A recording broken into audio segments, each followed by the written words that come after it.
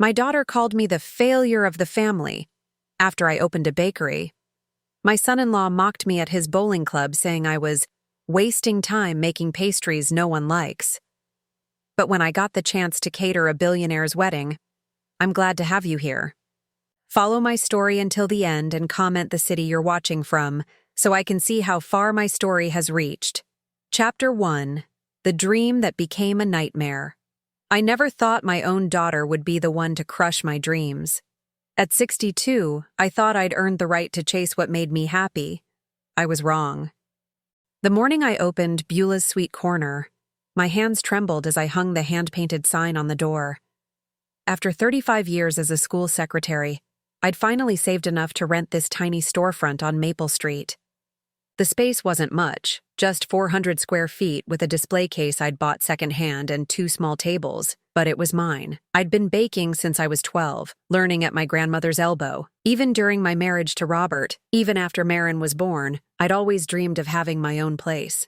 Robert used to say it was a silly hobby, that I should focus on real responsibilities. After he passed 5 years ago, I thought maybe it was finally my time. I was arranging my first batch of lemon bars in the display case when the bell chimed. My heart jumped with excitement until I saw who walked in. Marin stood in the doorway, her designer heels clicking against my freshly mopped floor. Behind her was Marcus, her husband of 8 years, looking around like he'd stepped into something dirty. "Mom," Marin said, not bothering with a greeting. "We need to talk." I wiped my hands on my apron, trying to keep the smile on my face. "Honey, I'm so glad you came for opening day. I made those chocolate chip cookies you used to love." "Stop." Her voice cut through me like ice. "Just stop with this whole charade." Marcus crossed his arms, shaking his head. "Beulah, this is embarrassing. A woman your age playing bakery? It's not cute." The words hit me in the chest, but I kept my voice steady. "I'm not playing anything, Marcus. This is my business." Marin laughed, but there was no humor in it. "Business? Mom, look around. This place is pathetic. The whole family is talking about it." "What are you saying?" "I'm saying you're making a fool of yourself. And worse, you're making a fool of us." Marin's eyes were cold, distant. "Do you know what people are saying? That Robert's widow has lost her mind. That you're having some kind of breakdown." My throat tightened. "I'm not having a breakdown. I'm following a dream I've had for 50 years. Marcus snorted. "Dreams are for young people, Beulah. You're 62. This is just sad." I felt something crack inside my chest. These were the people who were supposed to love me, support me. Instead, they were standing in my dream and telling me it was worthless. "I think you both should leave," I whispered. Marin stepped closer, her voice dropping to a cruel whisper. "Listen to me carefully, Mom. This little fantasy of yours ends now. You're the family failure, and everyone can see it. Close this place down before you embarrass yourself further." The family failure. The words echoed in my head as they walked out, leaving me alone with the smell of fresh cookies and the sound of my own heartbeat. I stood there for 20 minutes staring at the door, waiting for someone, anyone, to come in. A customer, a neighbor, someone who might tell me I wasn't crazy for wanting this, but no one came. As the afternoon dragged on, I sold exactly 3 items: a coffee cake to Mrs. Henderson from down the street, 2 muffins to a teenager who seemed more interested in his phone than my baking, and a single cookie to a man who paid without even looking at me. By closing time, my feet ached, my back hurt, and my heart felt like it had been put through a meat grinder. I locked the door and sat at one of my little tables, surrounded by unsold pastries. The words kept replaying in my mind. Family failure. Embarrassing. Pathetic. Maybe they were right. Maybe I was deluding myself, thinking I could start over at my age. Maybe this whole thing was just the desperate act of a lonely widow who didn't know what to do with herself. I picked up one of my lemon bars and took a bite. It was perfect. Tangy, sweet, with just the right amount of crumb. My grandmother's recipe, perfected over decades of practice. But what did it matter if no one wanted it? The silence of the empty shop pressed down on me like a weight. Tomorrow I'd have to face this again. The empty tables, the full display case, the knowledge that my own daughter thought I was a failure. I gathered my things and headed for the door, turning off the lights one by one. As I stepped outside, I caught my reflection in the window, A tired woman with gray hair and flour-stained clothes, standing in front of a shop that felt more like a tomb than a dream. But something deep inside me, some stubborn part that had survived 35 years of other people's expectations, whispered that tomorrow might be different. I just didn't know how different it would be. Chapter 2. The opportunity that changed everything. 2 weeks had passed since opening day, and I was barely scraping by. Some days I sold nothing at all. I'd started making smaller batches to avoid throwing away so much food, but even that felt like giving up. I was frosting a batch of cupcakes when the phone rang. The voice on the other end was crisp, professional. "Is this Beulah's Sweet Corner? This is Catherine Mills from Mills Event Planning. I have an unusual request." My heart skipped. A real customer. "Yes, this is Beulah. How can I help you? We have a client getting married this Saturday. The original caterer had a kitchen fire, and we're desperate. The wedding is for 200 guests, and we need desserts. Can you handle something that size on short notice?" Saturday, that was 4 days away. 200 people. My biggest order so far had been 6 cupcakes for a child's birthday party. "What kind of desserts are you looking for?" I asked, my voice steadier than I felt. "An elegant dessert table. The bride wants variety. Individual cakes, pastries, something special. Money is no object. The groom's family has significant means." My hands were shaking as I grabbed a pen. "I can do that." "Excellent.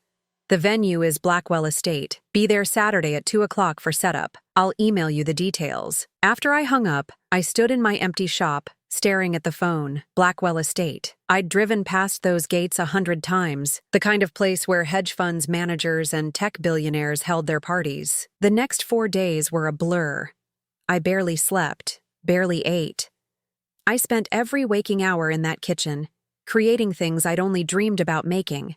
Miniature wedding cakes with delicate sugar flowers, French macarons in soft pastels, chocolate tarts that looked like tiny works of art. My grandmother's lemon bars, elevated with candied lemon peel and gold leaf. I maxed out my credit card buying the finest ingredients. Real vanilla beans, Belgian chocolate, organic butter. If this was my one chance to prove myself, I wasn't going to hold back. Saturday morning, I loaded my old Honda with carefully packed boxes of desserts. My hands were steady now. I'd moved beyond nervousness into something else, a focused determination I hadn't felt in years. Blackwell Estate was even more impressive up close. The mansion sat on manicured grounds that seemed to stretch forever. Servers in crisp uniforms moved efficiently across the terrace where the reception would be held. I spent 2 hours arranging my dessert table, making sure everything was perfect. The late afternoon sun caught the gold leaf on my lemon bars, making them shimmer. The macarons were lined up like colorful jewels. Everything looked like it belonged in a magazine. Exceptional work. I turned to find a man in his late 60s watching me. He was tall, silver-haired, with kind eyes behind wire-rimmed glasses. His suit probably cost more than I made in 6 months, but his smile was warm. "You're the baker who saved our wedding," he continued. "I'm Harrison Blackwell. This is my son's wedding." "Beulah Morris," I said, wiping my hands nervously on my apron. "I hope everything meets your expectations." He picked up one of my miniature cakes, examining it closely. "May I?" "Of course." He took a bite, and I held my breath. His eyes widened slightly. Then he smiled. "This is remarkable. Where did you train?" "My grandmother's kitchen," I said, feeling heat rise in my cheeks. "I don't have formal training. Sometimes the best education doesn't come from schools," he said quietly. He tried one of my lemon bars next, and I watched his expression change. "These are extraordinary. There's something special about them. They're my grandmother's recipe. I've been making them for 50 years. "And you have your own bakery?" "A small place on Maple Street. Beulah's Sweet Corner." He nodded thoughtfully. "I'll have to visit sometime." The reception began, and I watched from the kitchen as guests discovered my desserts. I heard gasps of delight, saw people going back for seconds and thirds. Several guests asked servers who had made the desserts. For the first time since opening my shop, I felt proud. Not just satisfied, but genuinely proud of what I'd created. As the evening wound down, Harrison found me again as I was packing up my empty platters. "The desserts were the highlight of the evening," he said. "I've been to hundreds of events, and I've never seen guests so enthusiastic about the food." "Thank you, Mr. Blackwell. That means more than you know." He handed me an envelope. Your payment, plus a bonus for exceptional service. I tucked it into my purse without looking. I should get these cleaned up and head home.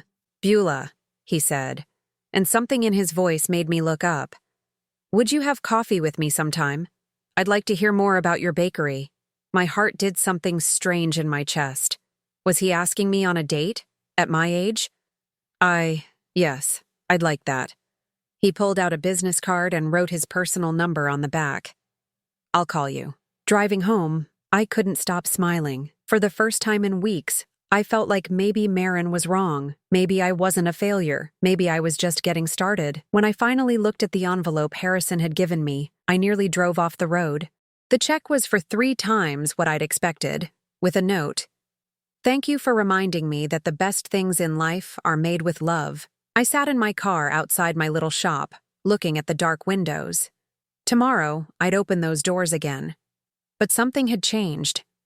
I wasn't the same woman who'd been crushed by her daughter's words 2 weeks ago.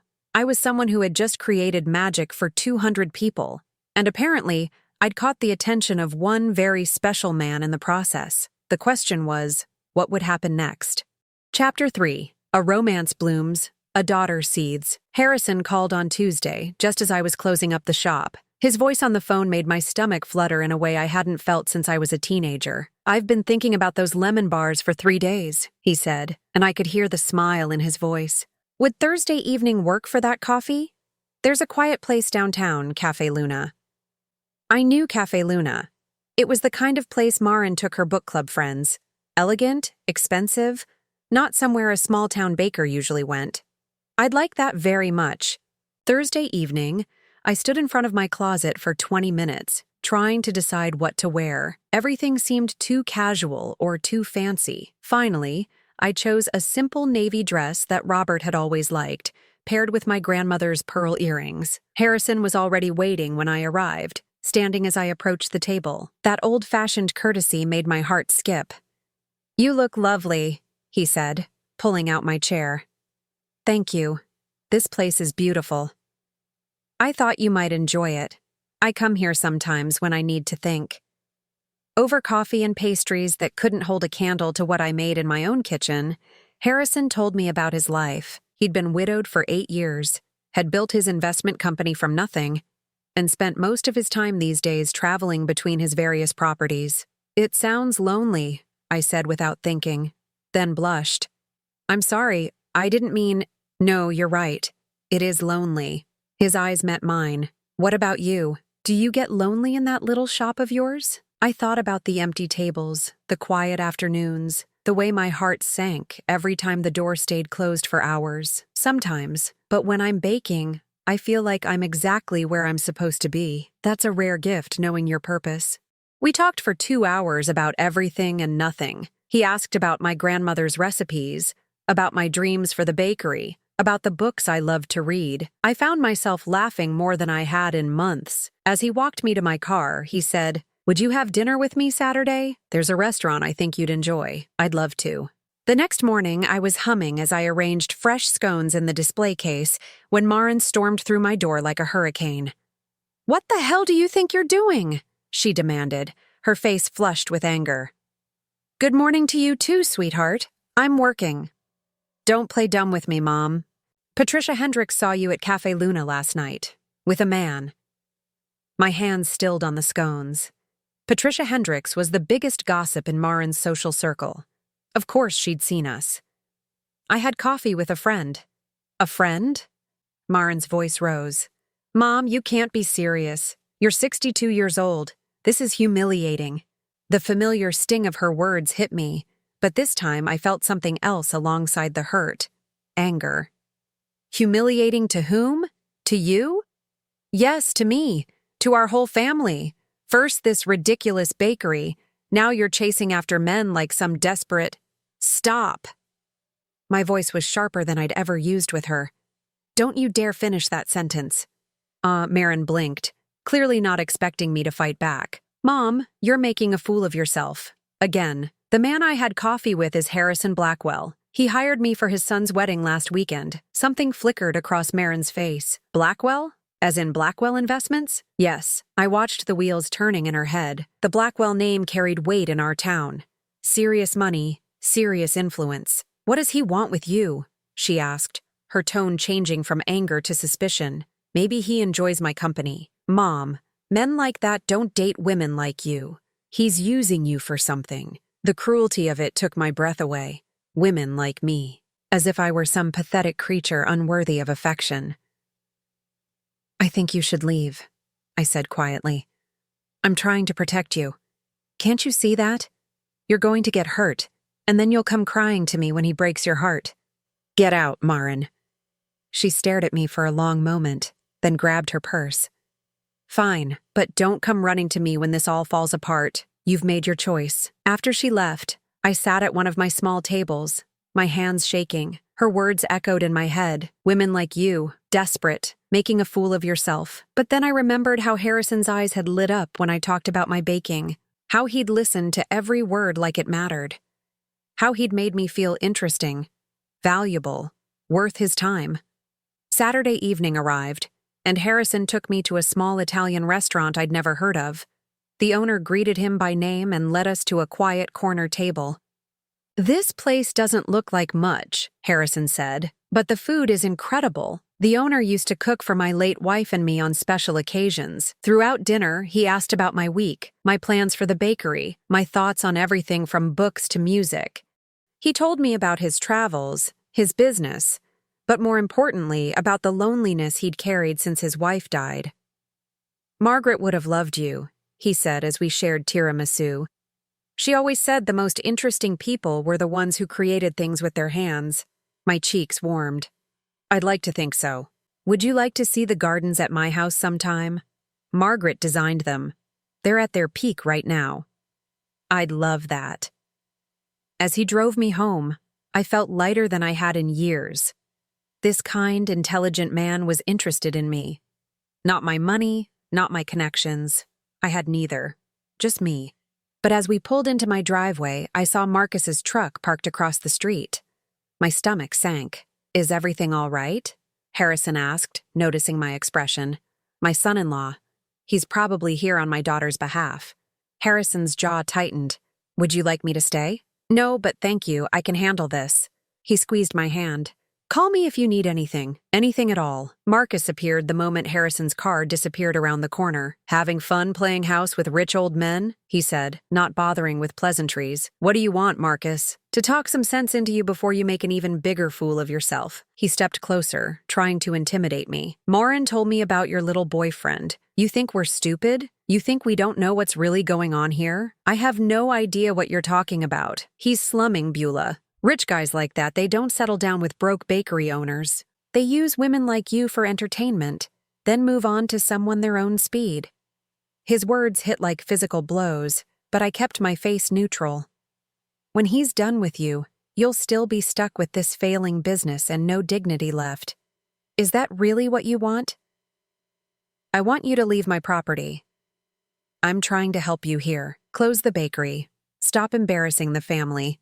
Before it's too late, I looked at this man who had married my daughter, who had never shown me an ounce of respect, who was standing on my property telling me how to live my life. Get out, I said firmly, and don't come back. As I watched him drive away, I felt the familiar doubt creeping in. What if they were right? What if Harrison was just amusing himself with the simple baker? What if I was setting myself up for heartbreak? But then I remembered the way he'd looked at me across the dinner table, the gentleness in his voice when he talked about his wife, the way he'd asked about my dreams like they mattered. Tomorrow I would see him again, and despite everything my daughter and her husband had said, I was going to let myself hope. Chapter 4. The business proposal and family sabotage. Harrison's garden was a masterpiece. Roses climbed trellises in perfect spirals, and lavender-lined stone pathways that wound between beds of flowers I couldn't even name. We walked slowly in the late afternoon sun, his hand occasionally touching my elbow to guide me along the path. Margaret spent 15 years creating this, he said, stopping beside a fountain surrounded by white peonies. She said gardens were like relationships. They required patience, attention, and faith that something beautiful would grow. I touched one of the peony blooms, soft as silk. She sounds wonderful. She was, but she's been gone 8 years now, and I think she'd want me to be happy. He turned to face me. Beulah, I need to tell you something. My heart jumped. Was this where he'd tell me Marcus was right? That this had all been some kind of entertainment? I've been thinking about your bakery, about your talent. He paused, seeming to choose his words carefully. What would you say if I told you I'd like to invest in your business? I'd say, I don't understand. He smiled. I've spent 40 years building companies, recognizing potential. What you have is rare, genuine talent combined with authentic passion. Your desserts at the wedding weren't just food, they were art. We sat on a stone bench beside the fountain. The sound of water trickling was soothing, but my heart was racing. I'm proposing a partnership, he continued. I provide the capital to expand. You provide the creativity and expertise. We could start with 3 or 4 locations, build a real brand. Beulah's could become a household name. I stared at him, unable to process what he was saying. Harrison, I appreciate the offer, but I don't know anything about running multiple businesses. I can barely manage one little shop. That's what managers are for. Your job would be what you love, creating recipes, maintaining quality, being the heart of the brand. He took my hand. Think about it. You could reach thousands of people with your baking instead of dozens. The possibility was intoxicating. Multiple locations, real success, proving to Marin and Marcus that I was more than they ever imagined. Why would you do this for me? Because I believe in you, and because... He hesitated. Because I'm falling in love with you, and I want to see you succeed. The words hung in the garden air like something fragile and precious. I felt tears sting my eyes. I'm falling in love with you too, I whispered. He leaned over and kissed me then, gentle and sweet, and I felt like a young woman again. That evening, I floated through my house, making tea and trying to process everything that had happened. Harrison loved me. He wanted to invest in my business. He saw potential in me that I'd never dared to see in myself. I was still smiling when my phone rang. Marin's name on the caller ID made my stomach tighten. Mom, we need to talk. I'm coming over. Marin, it's almost 9 o'clock. I'll be there in 10 minutes. She hung up before I could protest. 20 minutes later, she was at my door with Marcus behind her, both of them looking grim. We know about the business deal, Marin said without preamble, pushing past me into my living room. What business deal? Don't lie to us, Mom. Patricia Hendricks saw you at his house today. She heard you talking about investing in partnerships. My heart sank. Of course, Patricia had been there.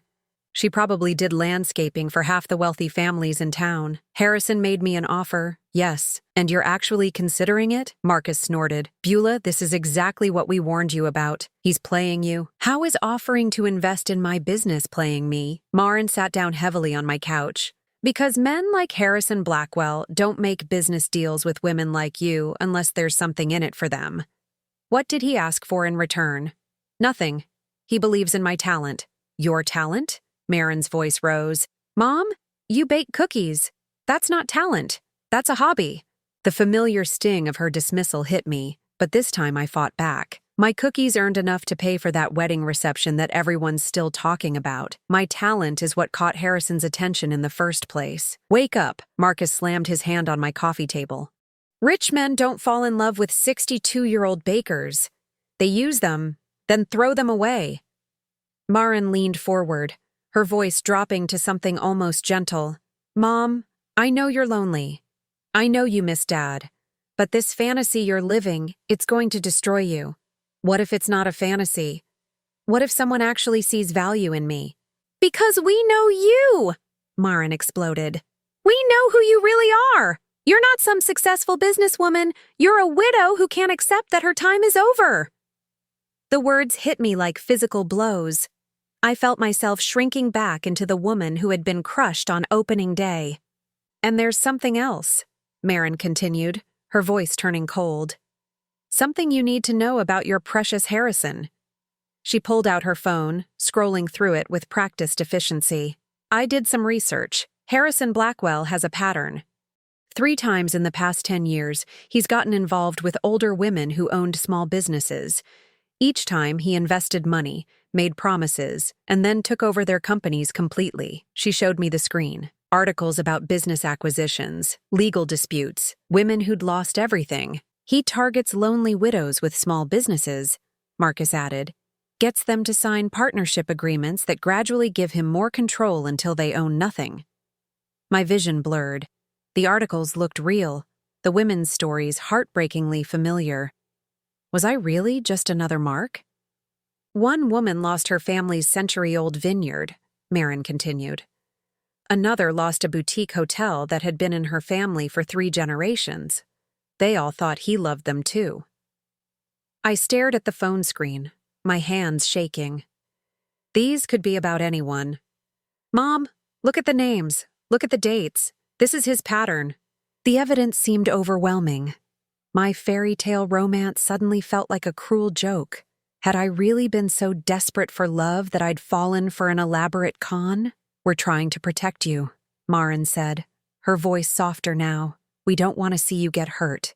I looked at my daughter, at the concern in her eyes, and felt everything I'd built over the past few weeks crumble. What do you think I should do? End it, Marcus said immediately. Before you sign anything, before he gets his hooks in any deeper. And close the bakery, Marin added. Use what you have left to retire properly. Stop trying to be something you're not. I sat there in my living room, surrounded by the doubt they'd planted, feeling smaller and more foolish by the minute. Had Harrison really been playing me? Had I been so starved for attention that I'd ignored obvious warning signs? I need time to think, I said finally. Don't take too long, Marcus said as they prepared to leave. Men like that, they move fast once they've got their target hooked. After they left, I sat in my quiet house, staring at the business card Harrison had given me weeks ago, his personal number, written in his careful handwriting. Was the man who had kissed me in his garden, who had told me he was falling in love with me, really just a predator? Were all those moments of connection, of feeling valued and desired, just part of an elaborate manipulation? I picked up my phone 3 times to call him and put it down 3 times. What would I say? That my daughter had evidence he was a fraud? That I couldn't trust my own judgment? Outside my window, the street was quiet and dark, just like my future suddenly seemed to be. Tomorrow, I would have to decide, trust my heart or trust my family's warnings. Either way, I was terrified I'd be making the biggest mistake of my life. Chapter 5. The Truth Unveiled. I barely slept that night. Every time I closed my eyes, I saw those articles Marin had shown me, heard Marcus's words about predatory men who targeted lonely widows. By morning, I felt hollow and confused. Harrison called at 9 o'clock, just as I was mechanically arranging day-old pastries in my display case. Good morning, beautiful. His warm voice came through the phone. I was hoping we could have lunch today. There are some details about the expansion I'd like to discuss with you. My throat tightened. Was this how it started with the other women? Business discussions that gradually stripped away their control? Harrison, I need some time to think about your offer. Silence. Then, of course, these are big decisions. Would you like to talk about your concerns? I just need to be sure I'm making the right choice. I understand completely. Take all the time you need.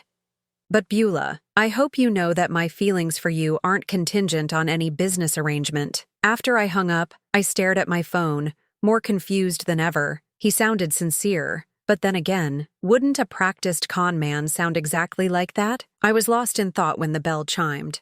A woman in her 50s entered, looking around my small shop with obvious disappointment. Are you Beulah? Yes. Can I help you? I'm Sandra Mitchell. I think we need to talk. The name meant nothing to me, but something in her tone made my stomach clench. I understand you're involved with Harrison Blackwell. My hands went cold. Who's asking?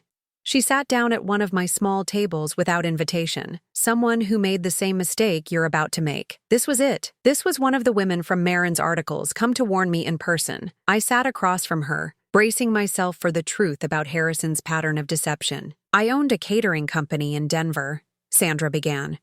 23 years I built it up from nothing.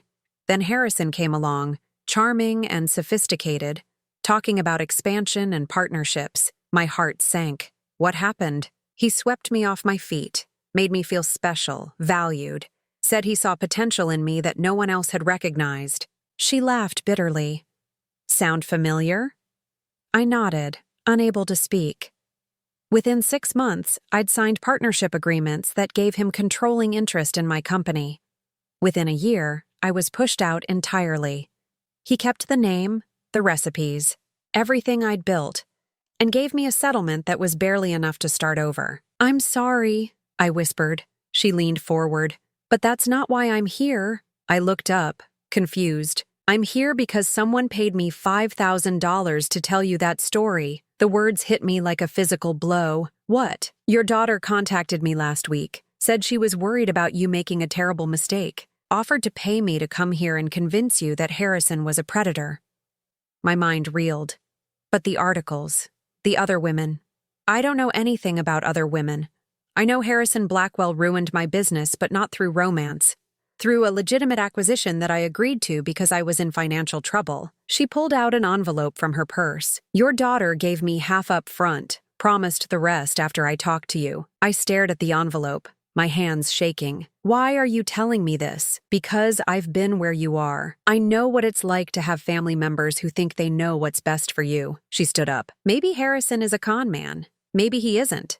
But you should make that decision based on facts, not manufactured evidence." After she left, I sat in my empty shop, trying to process what I'd just learned. Marin had paid someone to lie to me, had fabricated evidence to break up my relationship. My phone rang. Marin's number. "Mom, I've been thinking about our conversation last night. I know it was hard to hear, but I just had a visitor," I said, my voice eerily calm. "Sandra Mitchell." Silence. Then, "I don't know what you're talking about." "She told me about the money, Marin, about the $5,000. A longer silence. When Marin spoke again, her voice was different, harder. "Fine. Yes, I paid her, but only because you wouldn't listen to reason. You lied to me. You manufactured evidence to manipulate me. I protected you. Mom, you're so desperate for attention that you can't see what's right in front of your face." "What's in front of my face, Marin? A successful man who's interested in me? Someone who sees value in my work?" "You're deluding yourself. Men like Harrison Blackwell don't want women like you." There it was again. Women like you. As if I were some inferior species unworthy of love or success. "Why, Marin? Why do you need me to be a failure so badly?" "Because," her voice cracked, "because if you succeed, if you actually build something significant, then what does that say about me?" The truth hung between us like a live wire. "Marcus and I are drowning, Mom. We're $50,000 in debt. His business is failing, and I haven't been able to find work in 2 years. We hoped that when you got tired of playing bakery, you'd sell the house and help us." My breath caught. "So this has nothing to do with protecting me. We need you to be the practical, sensible mother who takes care of her family. We can't afford for you to be successful on your own." The cruelty of it was breathtaking. They needed me to fail so they could use me. "Get out," I said quietly. "Mom, get out of my life, Marin. Both of you."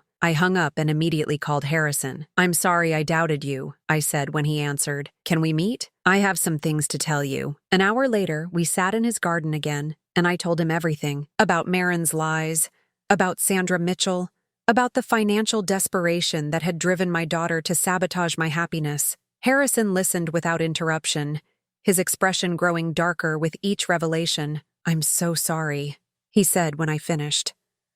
"No one should have to choose between family and their own well-being. I feel like such a fool." "You're not a fool. You're a woman who wanted to believe the best about people she loved." He took my hands. "The question now is, what do you want to do about my offer?" I looked into his kind eyes, thinking about everything that had brought me to this moment. The dream that had sustained me through a loveless marriage, the courage it had taken to open my shop, the joy I felt when I created something beautiful with my own hands. "I want to build something extraordinary," I said. "With you." He smiled and pulled out a folder from his briefcase. "Then let's start planning." As we spread the papers across his garden table, lease agreements for potential locations, marketing concepts, financial projections, I felt something I'd never experienced before. Not just hope, but certainty. I was done being small, done accepting other people's limitations on my life, done letting fear masquerade as love. Marin had made her choice. Now I was making mine. But as we worked late into the evening, planning the future I'd never dared to dream, I couldn't shake the feeling that my daughter wouldn't give up easily. People that desperate rarely did. The war for my life was just beginning. Chapter 6. Sweet Victory. 1 year later, I stood in the flagship location of Beulah's Sweet Corner in downtown Charleston, watching the morning rush of customers line up for our signature lemon bars and artisanal coffee. The space was 3 times larger than my original shop, with exposed brick walls, crystal chandeliers, and display cases filled with confections that looked like jewelry. Through the floor-to-ceiling windows, I could see the construction crew putting finishing touches on our 4th location across the street. By next month, we'd have 7 Beulah's Sweet Corner locations across 3 states, with plans for a dozen more by year's end. The wedding cake consultation is here, my assistant manager informed me, gesturing toward a young couple waiting nervously by the specialty cake display. I smiled, smoothing my tailored jacket. These consultations were still my favorite part of the business, helping couples create something perfect for their special day. Just like Harrison had done for me, though I hadn't known it at the time. After the consultation, I drove to the house Harrison and I now shared, a beautiful colonial on 5 acres outside the city. We'd married 6 months ago in a small ceremony in his garden, surrounded by flowers and the few friends who truly mattered. No family from my side had attended. I found Harrison in his study, reading over acquisition reports for a tech startup he was considering. At 69, he showed no signs of slowing down, though he'd handed over day-to-day operations of his investment firm to focus on what he called passion projects, like my bakery empire. "How was the consultation?" he asked, pulling me down onto his lap. "Perfect. A spring wedding, 200 guests. They want the full Beulah's experience, which will probably cost more than my first car." I laughed. "Your first car was a BMW, Harrison. That's not exactly a fair comparison." These quiet moments together still amazed me. A year ago, I'd been standing alone in an empty shop, wondering if my own daughter was right about me being a failure. Now I was building something that would outlast us both. My phone buzzed with a text message. Unknown number, but I recognized the area code. My old hometown. "Mom, I know you don't want to hear from me, but I need you to know I'm sorry. Can we please talk? Marin." I showed the message to Harrison, who frowned. "She's been trying to reach you for months." "I know. What do you want to do?" I stared at the message, remembering the daughter who used to help me bake cookies when she was small, who used to tell me I made the best birthday cakes in the world. That little girl had grown into a woman who saw my success as a threat to her own survival. I typed back, "I wish you well, but we have nothing to discuss." Then I blocked the number. Harrison squeezed my hand. That couldn't have been easy. It was easier than I expected. She made her choice when she tried to destroy my happiness. I'm making mine now. That evening, we attended the grand opening of Beulah's Sweet Corner location number 5. The mayor was there, along with food critics from 3 major newspapers and a photographer from Southern Living magazine. As I cut the ribbon, cameras flashed, and a crowd of customers applauded. "Mrs. Blackwell," called out a reporter. "What's next for the Beulah's brand?" "Expansion into the Northeast, and we're exploring international opportunities. But more importantly, we're launching our scholarship program for young bakers who want to turn their passion into a profession." Later, as Harrison and I drove home through the quiet streets, I reflected on how dramatically life could change. 18 months ago, I'd been a lonely widow trying to prove she had value. Tonight, I was a successful businesswoman with a loving husband and a future full of possibilities. "Any regrets?" Harrison asked, as if reading my thoughts. "About Marin? No. She showed me who she really was, and I believed her." "I meant about leaving your old life behind. The simple shop, the quiet routine." I considered this. "Do you know what I regret? I regret waiting so long to believe in myself. I regret letting other people's opinions matter more than my own dreams." We pulled into our circular driveway, past the garden where Harrison had first told me he loved me. The house was lit up like a beacon, warm and welcoming. Inside, I made us tea while Harrison built a fire in the living room. We settled onto the couch with our cups, and I pulled out the latest franchise applications. 3 potential locations in Virginia, 2 in North Carolina. You know, Harrison said, watching me review the paperwork. When I first tasted your lemon bars at the wedding, I knew you were special, but I had no idea just how extraordinary you would become. I'm the same woman I always was. I just finally had someone who believed in me. No, that's not quite right. He set down his tea and turned to face me. You're the woman you always had the potential to be. I just provided the opportunity. You did all the hard work. As we sat there planning our next expansion, I thought about the different paths life could take. If I'd listened to Marin and Marcus, I'd be sitting in a small apartment somewhere, living on Social Security and wondering what might have been. Instead, I was building an empire. My phone rang, probably another reporter wanting an interview about the unlikely success story of Beulah's Sweet Corner. But when I looked at the caller ID, my breath caught. It wasn't a reporter. It was Patricia Hendricks, the town gossip who had started this whole chain of events by reporting my coffee date with Harrison to Marin. Hello, Patricia. Beulah, honey, I hope you don't mind me calling. I got your number from the Beulah's website. What can I do for you? Well, I'm calling because I have some news about Marin and Marcus. I almost hung up. Then curiosity got the better of me. What kind of news? They lost their house last month, had to file for bankruptcy. Marin's been telling everyone that if you'd just helped them instead of running off with your rich husband, none of this would have happened. I felt a pang of something, not quite sadness, not quite guilt. That's unfortunate. She's been bad-mouthing you all over town, saying you abandoned your family for money. But honey, everyone can see how successful you've become. That article in Southern Living? We're all so proud. After I hung up, Harrison looked at me questioningly. Marin and Marcus lost everything, I said. How do you feel about that? I thought about it honestly. Sad for the people they used to be, but not responsible for the choices they made. And if Marin called you directly? Asked for help? I met his eyes. I'd tell her the same thing she told me when I was struggling, that she's an adult and needs to figure it out herself. Harrison nodded approvingly. You've learned to protect your peace.